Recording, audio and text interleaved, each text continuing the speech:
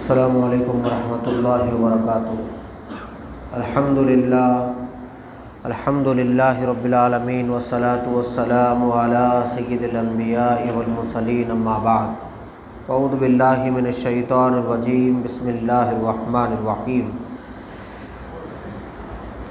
وَلَنَبْلُوكُمْ بِالشَّرِّ وَالْخَيْرِ فِتْنَةً وَإِلَيْنَا تُرْجَعُونَ۔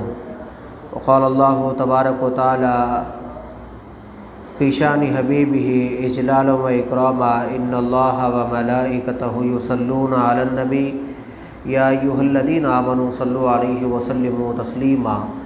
اللہم صل علی سیدنا حبیبنا مولانا محمد وعلی آلہ وصحبہ افضل صلواتک وعدد معلوماتک وبارک وسلم۔ محترم سامعین کرام، اللہ جل شانہ کا بہت بڑا احسان ہے، فضل و کرم ہے کہ اللہ رب العزت نے ہم کو نبی مکرم تاجدار حرم احمد مجتبیٰ محمد مصطفیٰ صلی اللہ علیہ وسلم کی امت بابرکت میں اللہ نے ہمیں پیدا فرمایا ہے۔ الحمدللہ رمضان المبارک کے بابرکت مہینے میں اللہ نے ہمیں درس قرآن مجید کی اس مبارک مجلس میں بیٹھنے کی توفیق عنایت فرمائی ہے۔ سورہ انبیاء کے حوالے سے مختصر سی تفسیر آپ حضرات کے سامنے عرض کرنے کی چند مہینوں سے کوشش کر رہا تھا، جس میں اللہ سبحانہ و تعالی ارشاد فرماتا ہے موت کے حوالے سے، کل نفس ذائقۃ الموت وَلَنَبْلُوكُمْ بِالشَّرِّ وَالْخَيْرِ فِتْنَةً وَإِلَيْنَا تُرْجَعُونَ۔ اس میں اللہ تبارک و تعالیٰ نے موت کی حقیقت کا ذکر کیا ہے کہ ہر نفس کو، ہر زندے کو موت کا مزہ چکھنا ہے، یعنی اس روئے زمین پر کوئی جان، کوئی نفس ایسی نہیں رہے گی جس کو موت کا مزہ چکھنا نہیں ہے۔ ہر زندے کو اس دنیا سے فنا ہونا ہے، اس دنیا سے جانا ہے۔ اسی حقیقت کو کل نفس ذائقۃ الموت، ہر نفس کو موت کا مزہ چکھنا ہے، اس انداز میں بیان کیا گیا۔ نفسن کے اندر اتنی وسعت ہے کہ علماء کرام اپنی اپنی تفسیروں میں ذکر کرتے ہیں کہ روئے زمین پر جتنی جاندار چیزیں ہیں، چاہے وہ انسانوں کی شکل میں ہو، چاہے وہ جانوروں کی شکل میں ہو، ہر ایک کو اس دنیا سے رخصت ہونا ہے۔ یہاں تک کہ مفسرین نے یہ بھی لکھا ہے کہ ہر فرشتہ بھی اللہ تبارک و تعالیٰ کے اذن سے موت کا مزہ چکھے گا، یعنی فرشتے بھی موت سے چھٹکارا حاصل نہیں کر پائیں گے۔ موت اس اٹل حقیقت چیز کا نام ہے کہ جس سے کوئی زندہ بچنے والا نہیں ہے۔ یہاں تک کہ ساری دنیا جب تباہ ہوگی، اس وقت حضرت اسرافیل علیہ السلام سور پھونکیں گے تو ساری دنیا تباہ ہو جائے گی۔ تو پھر اللہ تبارک و تعالیٰ حضرت اسرافیل سے پوچھے گا کہ کوئی چیز بچی بھی ہے، تو حضرت اسرافیل عرض کریں گے کہ مولا اب تو کچھ نہیں ہے، سب کچھ تباہ ہو گیا ہے۔ تو پھر اللہ خود حضرت اسرافیل کو بھی حکم دے گا کہ تو بھی مر جا، تو خود حضرت اسرافیل علیہ السلام بھی مر جائیں گے، ان کا بھی انتقال ہو جائے گا۔ پھر تمام فرشتوں کے سردار حضرت جبرائیل بچ جائیں گے، پھر اللہ تعالیٰ ان کو بھی حکم دے گا کہ جو نا تو بھی مر جا، حضرت جبرائیل بھی مر جائیں گے۔ کل من علیہا فان، سورہ رحمان میں اللہ ارشاد فرماتا ہے کہ ساری چیزیں، ساری دنیا فنا ہو جائے گی، تو بچے گا کون سوائے رب تعالیٰ کی ذات کے، اور کوئی نہیں بچے گا۔ یہ اٹل حقیقت ہے۔ اس حقیقت کو جان کر، مان کر جینے والا ہی آخرت کی یاد میں جیتا ہے۔ جس نے اس حقیقت سے منہ پھیرا اور اس حقیقت کو نہیں جانا، اس حقیقت کو نظر انداز کرا، پھر اس کا دل دنیا کی محبتوں کا مرکز بن جاتا ہے۔ کیونکہ بہت سے لوگوں کو جو ہے نا، آپ یہ دیکھتے ہوں گے، غور کریے آپ، ہر جوان اپنی جوانی میں مست ہے، ہر کاروبار کرنے والا اپنے کاروبار میں مست ہے، ہر بزنس مین اپنی تجارت میں مست ہے، ہر کمپنی والا اپنی کمپنیوں میں مست ہے، ہر جو ہے انجینئر اپنے فن میں مست ہے، ہر جو ہے نا بڑھائی کا کام کرنے والا یا کوئی بھی دنیاوی تجارت کرنے والا، سب اپنے اپنے کاروبار میں مست ہے۔ جس بندے کا جو بزنس ہے، وہ بندہ وہ بزنس میں مست ہے۔ کسی کو یاد نہیں ہے کہ بھائی یہ میرا بزنس بھی ختم ہونے والا ہے اور میں مرنے والا ہوں۔ اور جس کو یہ معلوم ہے کہ میں بھی ختم ہونے والا ہوں، میرا بزنس بھی ختم ہونے والا ہے، تو پھر وہ انسان زندگی گزار رہا ہے لیکن برائے بندگی زندگی گزار رہا ہے۔ زندگی اس وقت کامیاب ہوتی ہے جب وہ برائے بندگی ہو، ورنہ جس زندگی میں بندگی نہ ہو وہ محض شرمندگی ہے۔ کوئی بندگی اگر ایسی نہیں گزر رہی ہے، جس کے اندر کوئی زندگی ایسی نہیں گزر رہی ہے جس کے اندر بندگی کا دخل نہ ہو، تو پھر وہ شرمندگی ہے۔ تو زندگی آمد برائے بندگی، مولانا روم تڑپ کے بولے میاں زندگی آئی اسی لیے ہے کہ اس میں حق بندگی بجا لائے۔ جس زندگی میں بندگی بجا نہیں لاتی ہو پھر وہ بندگی نہیں ہے، وہ زندگی بھی نہیں ہے، وہ خالص شرمندگی ہے، آوارگی ہے، بےہودگی ہے، ٹھیٹھی ٹھاٹا ہے، مسخرہ پن ہے۔ ایسے ہی زندگی گزر جا رہی ہے۔ زندگی آمد برائے بندگی، بے بندگی زندگی شرمندگی فرمایا حضرت مولانا روم تڑپ کے بولے۔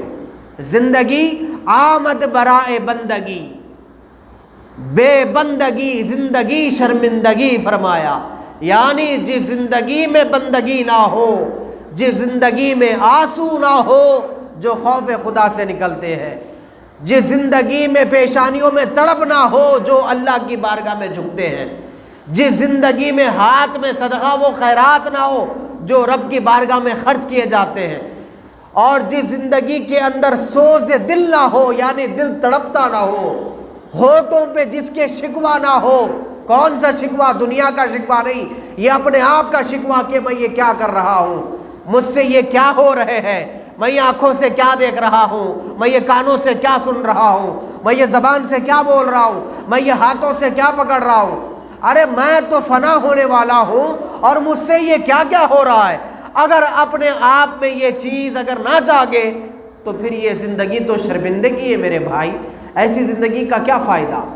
ہم کیا یہ صبح شام نہیں دیکھ رہے ہیں؟ ہماری آنکھیں یہ نظارہ نہیں کر رہی ہے؟ اب تو بڑے بھی دیکھ رہے ہیں۔ پہلے کچھ عذابات ہمارے پاس ایسے آتے تھے، کوئی دیکھا کوئی نہیں دیکھا۔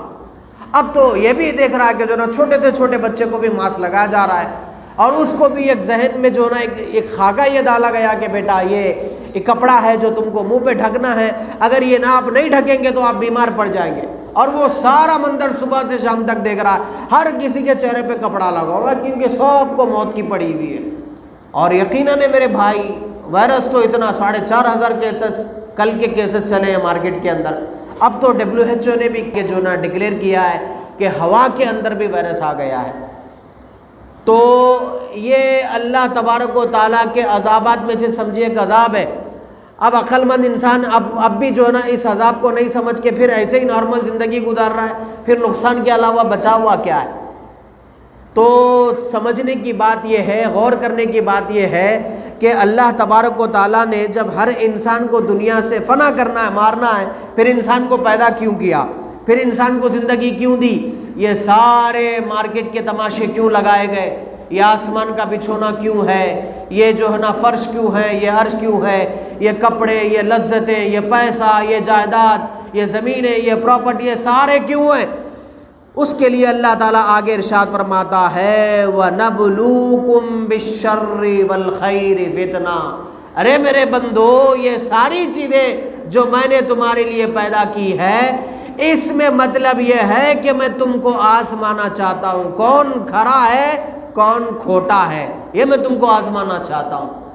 اچھا یہ کیسی بات ہے میرے مولا، تو علیم ہے، سب سے زیادہ جاننے والا ہے، تجھ کو نہیں معلوم ہم جتنے یہاں بیٹھے ہیں کس کس کے دل میں کیا چل رہا ہے، کس کس کی سوچوں میں کتنی آوارگی ہے، کس کس کے دل میں تیرا کتنا خوف ہے، کیا تجھے نہیں معلوم؟ پھر یہ کیا بات ہوئی؟ تو یہ بھی بول رہا ہے کہ میں سب کچھ جانتا ہوں، پھر تو یہ بھی بول رہا ہے میں نے تم کو آزمانا ہے۔ آزمانا پھر جاننا، یہ دو باتیں تو ایک جگہ جمع نہیں ہو سکتی، پھر کیسی بات ہے؟ دیکھیے اللہ علیم ہے نا میرے بھائی۔ آزماتا کون آزماتا بتائیے آپ کے بارے میں مجھے نہیں معلوم، اس لیے میں آپ کو 100 روپے کی نوٹ وہاں بیچ میں رکھ کے آزما رہا ہوں۔ انہوں چوری کرتے، انہیں مسجد میں چھوڑ کے چلے جاتے، کیا کرتے آزما، مجھے نہیں معلوم ہے آپ کے دل کا حال کیا ہے۔ آپ میرے پاس یہاں کوئی چیز رکھ کے چلے گئے، دیکھتے ہیں کہ جو نا جاتے جاتے مولانا کیا کریں، جیب میں ڈالنے کے لے کے چلے جاتے، نہیں چھوڑ کے جاتے، کیونکہ میرے بارے میں آپ کو نہیں معلوم۔ ایک دوسرے کے بارے میں جس کو نہیں معلوم ہوتا نا، انہیں ایک دوسرے کو آزماتا۔ ہم اپنی کبھی کبھی اولاد کو آزماتے، اولاد اپنے کو آزماتی۔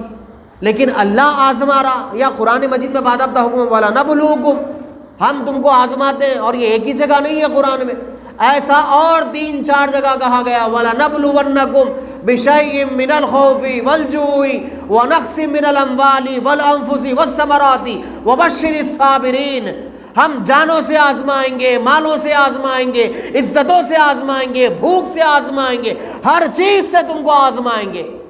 عزتوں کو جاننے والا وہ ہے، دولتوں کو جاننے والا وہ ہے، شہرتوں کو جاننے والا وہ ہے، خون کو دینے والا وہ ہے، لینے والا وہ ہے، جانوں کو دینے والا وہ ہے، لینے والا وہ ہے۔ پھر وہی کہہ رہا ہے کہ میں تم کو آزماؤں گا ہر چیز کے ذریعے سے، کبھی بھوک سے بھی آزماتا ہوں، صبح 4:30 سے لے کے شام میں 6:45 تک بھوکا رکھ کر بھی آزماتا ہوں، کبھی 365 دن کھلا کے بھی آزماتا ہوں، کبھی دھوپ کی تپش میں تمہیں آزماتا ہوں، کبھی سردیوں میں تمہیں جاڑوں میں جو ہے نا ٹھنڈے ٹھنڈے پانی سے وضو کرا کر بھی آزماتا ہوں، کبھی تمہیں بھوکا رکھ کر بھی آزماتا ہوں، کبھی تمہیں سیر شکم 3 وقت کھلا پلا کے بھی آزماتا ہوں۔ ارے میرے مولا، تیرا آزمانا کیسا؟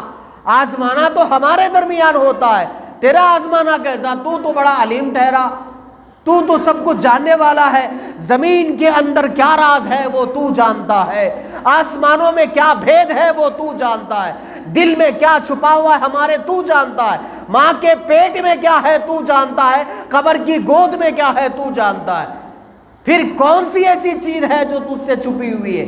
پھر اس کا کیا مطلب ہے کہ میں آزما رہا ہوں؟ دیکھیے، اللہ کو سب معلوم ہے ہم کون کتنے پانی میں ہیں، ہمارے دل و دماغ میں کیا چل رہا ہے، ہم سب کے بارے میں اللہ کو اچھا سا علم ہے، کیونکہ اللہ علیم ہے، عالم الغیب والشہادہ۔ اللہ تعالیٰ کہتا ہے سورہ حشر میں کہ ہم وہ ہے جو ساری چیزوں کو جانتے ہیں، کوئی چیز ہم سے چھپی ہوئی نہیں ہے، یہاں تک کہ پتھر کے اندر بھی جس کے پاس نہ پانی پہنچ رہا ہے نہ کھانا پہنچ رہا ہے، وہاں بھی ہم اس کو زندہ رکھے ہیں، اور وہ وہاں سے ہم کو یاد کر رہا ہے، اور ہم اس کی آواز پر لبیک بھی کریں، ہم اتنا بھی جانتے ہیں، ہم سب کچھ جانتے ہیں۔ اس کے باوجود بھی تم کو آزمانے کا مطلب یہ ہے دنیا والوں کے سامنے بتایا جائے جو بندے مصیبتوں پہ صابر رہتے ہیں ہم دنیا میں ان کے ساتھ رہتے ہیں، اور جو بندے سکم و شاعر ہو کر کھاتے پیتے ہیں اور شاکر بنتے ہیں، شکر گزاری اختیار کرتے ہیں، تو لَأَزِيدَنَّكُمْ، ہم اور نعمتوں میں اضافہ کرتے ہیں۔ یعنی صابروں کے ساتھ بھی اللہ کا اجر ہے، شاکروں کے ساتھ بھی اللہ کا اجر ہے۔ تو گویا اللہ ہم کو آزما کر یہ بتانا چاہتا ہے، میں یہ دیکھنا چاہتا ہوں تم جتنے لوگ بیٹھے ہوئے ہو، اگر تمہارے پاس مصیبت آئے، اب کیا نہیں ہوا، کتنی بڑی مصیبت نہیں آئی، ہر کاروبار ٹھپ پڑا ہوا ہے، ہر صحت کا معاملہ ٹھپ پڑا ہوا ہے، کورونا وائرس کی بیماری میں کمانے والا اتنا بے تحاشا کما رہا ہے کہ بیان سے باہر ہے، کارپوریٹ ہاسپٹل تو اتنا کما رہے کہ بیان سے باہر ہے، جو اس وائرس کے بہانے میں تو جھولیاں اتنے بھر رہا ہے کہ بیان سے باہر ہے، اور اتنا کوئی بندہ پریشان ہے میرے بھائی، دکان کھول رہا ہے لیکن دکان نہیں چل رہی ہے، کہیں جا کے ملاقات کر کے بتاؤں بھائی میرے پاس یہ مال پڑا ہوا ہے خرید لے، ورنہ یہ خراب ہو جائے گا۔ لیکن میری بات کوئی سنو تو صحیح، کوئی مجھے آفس میں آنے دے تو صحیح، کوئی مجھ سے بات تو کرے، کوئی میری بیٹھک کو قبول تو کرے۔ میاں وائرس سے دور ہٹ کے بات کرو، بھاڑ میں جائے تمہارا مال، تمہارا وائرس ہم کو لگ جائے گا تو تمہارا مال لے کے کیا کریں گے؟ گوداموں میں مال سڑ رہا ہے پر خریدنے والا کوئی نہیں ہے، گھروں میں مال خراب ہو رہا ہے لیکن خریدنے والا کوئی نہیں ہے، کمانے والا دواخانوں میں کما رہا ہے اور بھوکا مرنے والا گھر میں بھوکا مر رہا ہے۔ نوکریاں کے لیے کتنے بچے ہمارے ایسے نہیں ہیں، بے روزگاری کے عالم میں پڑے ہوئے، اچھی نوکریاں تھیں لیکن کمپنیوں نے خدا حافظ کر دیا جی، اور کتنے ٹرانسپورٹ سسٹم ایسے نہیں تھے جو ادھر سے ادھر چلتے تھے لیکن بارڈر بند ہو گئے، سارا سسٹم رک گیا۔ کتنے کاروبار ایسے نہیں تھے جو آن لائن چلتے تھے وہ بھی رک گئے، جو آف لائن چلتے تھے وہ بھی رک گئے۔ دکانوں پہ سیٹ صبح سے شام تک جو پیسے گننے کے عادی ہو گئے تھے بیٹھے ہوئے ہیں صبح سے شام تک، لیکن گاہک نہیں آ رہا ہے کیونکہ ہر کسی کو اپنی موت کی پڑی ہوئی، ہر کوئی گھر میں بیٹھا ہوا ہے، مال جیسے کا ویسا رکھا ہوا ہے، کام والوں کی تنخواہیں نہیں نکل رہی ہے۔ یہ سب اللہ کی آزمائش ہے۔ اور اللہ تبارک و تعالیٰ آزماتا ہے بری چیزوں سے۔ تو یہ آفت جو چل رہی ہے نا، انٹرنیشنل آفت ہے۔ اگرچہ کہ جو ہے نا بہت سے لوگ کہہ رہے ہیں کہ اس آفت کو کریٹ کیا گیا، باضابطہ بنایا گیا، ہوا میں چھوڑا گیا، پھیلایا گیا، وہ کوئی ہوئی ہوں گا میرے بھائی۔ آفت ہے جو ساری دنیا کو گھیری ہوئی ہے۔ کچھ لوگوں کی مصیبتیں ہیں جو میں یہ سمجھ سکتا ہوں، آپ میری بات کو غور سے سنیے۔ ہو سکتا ہے کہ آپ کی نوکری چلے گئی ہوں گی، آپ کو اپنے اونر کو جو ہے نا رینٹ پے کرنا ہے، کرنٹ کا بل پے کرنا ہے، رمضان کا مہینہ چل رہا ہے، بچے انتظار میں ہیں کہ اور 15 دن گزر جائیں گے تو ہمارے بابا کپڑے لائیں گے ہم، لیکن جیب میں پیسے رکھے ہوئے نہیں ہیں۔ دیکھیے سال ہا سال رمضان گزرے، کئی رمضان اب تک گزرے، لیکن ان دنوں میں ہمارے حالات بڑے اچھے تھے۔ لیکن اچھے حالات میں ہم کیا کریں اور برے حالات میں ہم کو کیا کرنا ہے؟ آج کے درس قرآن کا یہی سبق ہے۔ حضرت عمر بن خطاب رضی اللہ تعالیٰ عنہ نے ایک جملہ ارشاد فرمایا، بہت کام کا جملہ ہے۔ مشکل کے دنوں میں تو ہر کوئی صبر کر لیتا ہے، لیکن راحتوں کے دنوں میں ہر کوئی شاکر نہیں بنتا۔ یہ حضرت عمر بن خطاب کہہ رہے ہیں، غور سے سنیے میری بات کو۔ جب بندے پر مصیبت آتی ہے تو اللہ اللہ کہنے لگتا ہے، بندے پر مصیبت آتی ہے تو مسجدوں کے کونے پکڑنے لگتا ہے، بندے پہ مصیبت آتی ہے تو ہاتھوں میں قرآن آ جاتے ہیں، بندے پہ مصیبت آتی ہے تو زبان پہ ذکر آ جاتا ہے، بندے پہ مصیبت آتی ہے تو ہاتھوں میں تسبیح آ جاتی ہے، اور اللہ اللہ کہنے لگتا ہے، مولا یہ کیسے دن میں گزار رہا ہوں، یہ کیسی مشکلیں گزر رہی ہیں۔ اچھا اس کے برعکس تھوڑا تنخواہ میں اگر اضافہ ہو جائے، تھوڑا گاہک ذرا دکان کو زیادہ آنے جانے لگ جائے، تھوڑا مال زیادہ بکنے لگ جائے، تھوڑا چار جیبوں میں پیسہ جمع ہونے لگ جائے، پھر بار بار نوٹیفیکیشن آتی گئی کہ اکاؤنٹ میں اتنا پیسہ جمع ہو رہا ہے، پھر جب کہ تیور دیکھیے حالات کیسے ہوتے ہیں، پھر جب دیکھیے آنکھوں میں کیسی مستی آتی ہے، پھر دیکھیے زبان پہ کیسے بڑے بڑے جملے ادا ہونے لگتے ہیں، پھر ہاتھ سے تسبیح چھوٹ جاتی ہے، قرآن کو تو پوچھ کر بھی نہیں دیکھتا، مسجد کو تو سامنے سے جاتا لیکن آتا بھی نہیں ہے، پھر بڑی بڑی باتیں بانگ بانگ باتیں کرنے لگتا ہے، پھر ایسا جو نا دل کے اندر اتنی حیوانیت داخل ہوتی ہے، انسانیت کے اندر ایسی حیوانیت آ جاتی ہے، پھر نہ بڑوں کا خیال ہوتا ہے نہ بچوں کا خیال ہوتا ہے۔ اسی لیے عمر بن خطاب بول پڑے، مشکل کے وقت میں صابر تو لوگ بہت بنتے ہیں، لیکن اچھے حالات میں شاکر کوئی نہیں بنتا۔ مولا آج پیٹ بھرا ہوا ہے، یہ تیرا کرم ہے، مولا آج میری جھولی بھری ہوئی ہے، یہ تیری مہربانی ہے، میرے مولا میرے پاس آج پیسے ہیں، یہ تیرا کرم بالائے کرم ہے، دنیا پریشان ہے لیکن تو نے مجھے جو کچھ دیا ہے برال دیا ہے۔ یہ ایسا کوئی نہیں کہتا۔ اچھا کچھ لوگوں کا ذہن کیا ہوتا ہے یہ بھی دیکھیے آپ، کچھ لوگ یہ سمجھتے ہیں میرے پاس پیسہ آ رہا ہے، بس اللہ کا بہت بڑا فضل ہے بھائی، اب جو ہوگا دیکھا جائے گا، بہت بڑا اللہ کا فضل ہے۔ آپ کیا سمجھتے ہیں جس کے پاس دولت ہے کیا اس کے پاس اللہ کا فضل ہے؟ ارے دولت تو پھر فرعون کے پاس تھی، کیا اس کے پاس بھی اللہ کا فضل تھا؟ قارون کے پاس بھی دولت تھی تو اس کے پاس بھی اللہ کا فضل تھا، حامان کے پاس بھی جو نا دولت تھی، ابو جہل ابو لہب کے پاس بھی دولت تھی، بیٹے تو اس کے بھی تھے 11 تو کیا اس کے پاس بھی اللہ کا فضل تھا؟ اور جس کے پاس دولت نہیں ہے تو آپ کیا سمجھتے ہیں اس کے پاس اللہ کا فضل نہیں ہے، اس کے پاس اللہ کی رحمت نہیں ہے؟ اگر جس کے پاس دولت نہ ہو، اگر اس کے پاس رب کا فضل نہ ہو تو فخر بلالی کو کیا کہیں گے؟ فخر صحابہ کو کیا کہیں گے؟ وہ صحابہ جنہوں نے ایک کھجور کی گٹلی کو چوس کر روزہ رکھا، اسی کھجور کی گٹلی کو چوس کر روزہ افطار کیا، کیا ان کے پاس فضل نہیں تھا؟ صہیب رومی کے پاس فضل نہیں تھا؟ عبد الرحمن بن عوف کے پاس فضل نہیں تھا؟ حضرت ابوبکر صدیق کے پاس فضل نہیں تھا؟ ان کے پاس تو دولت نہیں تھی نا میرے بھائی۔ دولت کی کسوٹی کی بنیاد پر رب کے فضل کو نہیں کہا جا سکتا۔ دولت تو غنڈوں کے پاس بھی ہے، آتنکوادیوں کے پاس بھی ہے، ٹیررسٹوں کے پاس بھی ہے، جابروں کے پاس بھی ہے، ظالم بادشاہوں کے پاس بھی ہے، تو کیا ہم یہ سمجھتے ہیں کہ ان کے پاس اللہ کا فضل ہے؟ فضل وہ نہیں ہے جس کی پیشانی میں سجدوں کی تڑپ ہو، اس کے پاس اللہ کا فضل ہے۔ جس کا دل یاد الہی میں تڑپتا ہو اس کے پاس اللہ کا فضل ہے۔ جو صبح و شام اپنے مولا کے حضور روتا ہو اس کے پاس در حقیقت اللہ کا فضل ہے۔ ہاں اگر ہمارے آنگن میں فراوانی دولت کی زیادہ ہو گئی ہے تو اس پہ اترانا نہیں ہے، اس پہ شکرانہ کرنا ہے، اس پہ اکڑنا نہیں ہے، اس پہ شکرانہ بجا لانا ہے۔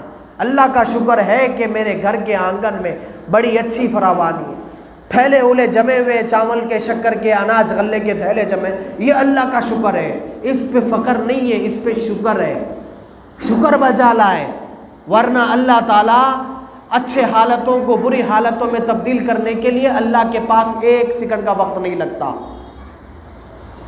میرے ایک دوست ہے، حال ہی میں جو ہے نا اچھے تھے، ہٹے کٹے تھے، وہ یہ سوچتے تھے کہ بھائی میں ہٹا کٹا ہوں، مجھے کہاں وائرس لگے گا، جن کا ہیومنٹی سسٹم کمزور ہے ان کو وائرس لگے گا، وہ چلے جائیں گے، میں تو اچھا ہوں۔ وہ بے تحاشا گھومنے لگے، ان کو جب کہ بار بار یہ بولا گیا کہ بھائی دیکھیے وائرس کا معاملہ ہے، اچھی چیز نہیں ہے، آپ فیس وغیرہ ماسک کا استعمال کریے، لیکن وہ عذرائے تکبر کہنے لگے کہ کچھ محسوس نہیں چلے گا، یہ وائرس کچھ کام نہیں کرے گا۔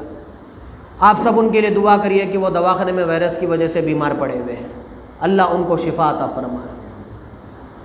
ارے جب جوانی کی جو ہے نا طاقت ہے تو پھر اللہ کے شاگرد بنیے میرے بھائی، اکڑنے کی بات کیا ہے؟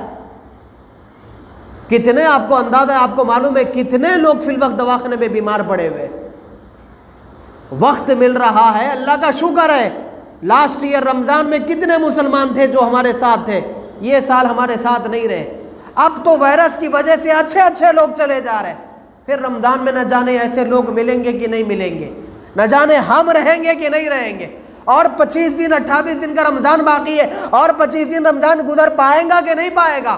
ارے اللہ کا شکر ہے، اللہ نے رمضان کا مہینہ دیا ہے، ایسی بھینکر بیماری میں بھی اللہ نے صحت مند رکھ کے اس کے گھر میں بٹھایا ہے، یہ اللہ کا شکرانہ ادا کرے اور غریبوں کا حق ادا کرے۔ میرے بھائی بہت سے لوگ پریشان ہیں رمضان کے معاملے میں، کئی لوگوں کے گھر میں سحاریاں صحیح نہیں ہو رہی ہے، تھوڑا سا ان کا درد رکھ لے، کئی گھروں میں افطار سے نہیں ہو رہے، لوگ نمک کھا کے روزہ کھول رہے ہیں، حالات بہت پریشان، اکنامک پوری گری ہوئی ہے۔ آپ جو بھی زکوٰۃ کا پیسہ ادا کر رہے ہیں اپنے اڑوس پڑوس میں سب سے پہلے اس کا ڈنڈورا نہ پیٹیں، اس کو واٹس ایپ پہ نہیں ڈالیں، اس کو سب کے سامنے جا کر نہیں بولے میں اس کی افطاری کا انتظام کر رہا ہوں، میں اس کے راشن کٹ دے رہا ہوں، میں یہ کر رہا ہوں وہ کر رہا ہوں، خاموشی سے لے جا کر کھڑکی میں پیسے ڈال دے میرے بھائی، اللہ آپ کے یہی ادا کو قبول کرے گا۔ اب تو اتنا ٹیکنالوجی آگے بڑھی ہے، کون کس کے گوگل پے فون پے پیسے ٹرانسفر کرے گا معلوم بھی نہیں ہوگا، کسی کو دکھے گا بھی نہیں، کسی کو بولنے کی بھی ضرورت نہیں ہے، فون نمبر لے لیے، گوگل پے پیسے ڈال دیے، فون پے پیسے ڈال دیے، کسی کو معلوم تو نہیں ہوگا۔ کتنا اچھا موقع ہے، یہ رمضان کا موقع ہے، اس موقع کو اپنے ہاتھ سے جانے نہ دے، غریبوں کی مدد کرے۔ یقین جانے ٹھیلا بنڈی والے حضرات، ڈیلی جو ہے نا ویجز پہ کام کرنے والے حضرات بہت پریشان ہیں، آپ ان کی مدد کریں، کیونکہ رمضان کے مہینے میں آپ جتنا زیادہ خرچ کریں گے آپ کو دگنا اس کا ثواب ملے گا، عام دنوں کے مقابل میں زیادہ آپ کو جو ہے نا ملے گا۔ اور جو مکاندار ہے اپنی حیثیت کے مطابق جو رعایت کر سکتے رعایت کرنا، یہی صدقہ ہے۔ صدقہ کیا ہے میرے بھائی؟ خالی پیسے ادا کرنا یہی صدقہ نہیں ہے، ہر چیز میں صدقہ ہوتا ہے۔ محبت سے مسکرا کے دیکھنا صدقہ ہے، محبت سے بات کرنا صدقہ ہے، کسی کی تھیلی اٹھا کر کنارے پہ رکھ دینا صدقہ ہے، جاتے جاتے کسی کو لفٹ دینا صدقہ ہے، کسی سے اچھی بات کرنا، اس کی مصیبت میں کام آنا صدقہ ہے۔ آپ مکاندار ہیں، اپنے کرایہ دار سے 100 روپے کم لے لیجئے، اس مہینے کا کرایہ، یہ بھی صدقہ ہو جائے گا۔ 100 روپے کم لے لیجئے میرے بھائی، اور زیادہ نہیں، 100 روپے کم لے بولیجئے، 100 روپے کم رہنے دیجئے، ہماری طرف سے تحفے کے طور پر آپ استعمال کر لیجئے، کم لے لیجئے، صدقہ ہے۔ جتنا ہو سکے اتنا لوگوں کو ہیلپ کریں، حالات بہت سنگین چل رہے ہیں۔ انشاءاللہ مزید باتیں زندگی نے وفا کیا آنے والے درس قرآن میں، چونکہ میں آپ کو زیادہ دیر نہیں بٹھانا چاہتا ہوں، کیونکہ حالات کی وجہ سے جو نا جتنا زیادہ ہو سکے آپ سوشل ڈسٹنس مینٹین کریں، گھروں میں رہیں یا اپنے کاموں میں رہیں، فیس ماسک کا استعمال کریں، ہاتھ وغیرہ نہ ملائیں، مصافحہ معانقہ نہ کریں، دور سے جو نا سینے پہ ہاتھ رکھ کر سلام کریں۔ اس لیے میں آپ کو زیادہ دیر نہیں بٹھا رہا ہوں، کیونکہ درس قرآن جو نا چند دنوں سے نہیں ہو رہا تھا، کچھ مصروفیات کی وجہ سے اس کو ڈسکنٹینیو نہیں ہونا چاہیے، اس لیے میں نے اس کو کنٹینیو کیا ہے۔ اللہ سے دعا ہے اللہ ہماری اس مجلس کو، نشست کو قبول فرمائے، جتنے لوگ حاضر ہوئے ہیں سب کی حاضری کو قبول فرمائے۔ وصلی اللہ تعالی علی خیر خلقہ محمد وعلی آلہ وصحبہ اجمعین برحمتک یا ارحم الراحمین والحمد للہ رب العالمین۔